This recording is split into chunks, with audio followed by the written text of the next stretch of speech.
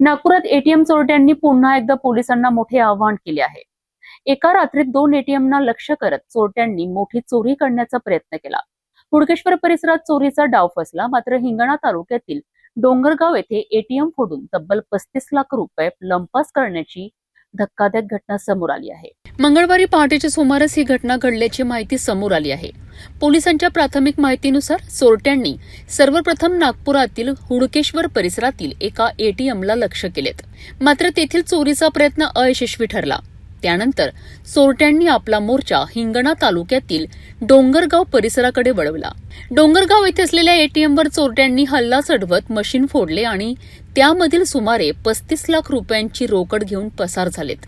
घटनेची माहिती मिळताच पोलिसांनी घटनास्थळी धाव घेतली आणि पंचनामा करून तपास सुरू केला। परिसरातील सीसीटीव्ही फुटेज तपासले जात असून संशयितांच्या हालचालींचा मागोवा घेतला जात आहे। याशिवाय गुप्त माहितीदारांच्या माध्यमातूनही आरोपींचा शोध घेण्याचे काम सुरू आहे। एटीएम फोडण्यासाठी कोणत्या पद्धतीचा वापर करण्यात आला आणि या गुन्ह्यात किती जण सहभागी होते याचाही तपास पोलीस करीत आहेत। या घटनेमुळे परिसरात खळबळ उडाली असून एटीएम सुरक्षेचा मुद्दा पुन्हा एकदा चर्चेत आला आहे। आज सकाळी 4:30च्या सुमारास घरमालक यांना एटीएममधून धूर येत आहे असं दिसलं। त्यावरून घरमालक खाली आले।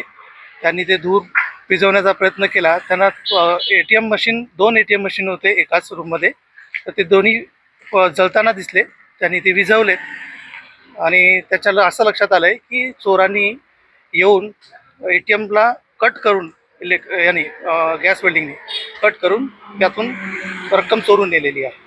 अंदाजे रक्कम सांगता येत नाही, अजून रक्कम निष्पन्न व्हायची आहे। प्राथमिक माहिती एवढीच आहे। होऊ शकते बरीचशी आम्ही माहिती घेतोय, रक्कम असू शकते। नागपुरातील या धाडसी चोरीमुळे एटीएम सुरक्षा व्यवस्थेवर गंभीर प्रश्न उपस्थित झाले आहेत। पोलिसांकडून आरोपींचा शोध युद्ध पातळीवर सुरू असून लवकरच या प्रकरणाचा उलगडा होईल असा विश्वास व्यक्त केला जात आहे।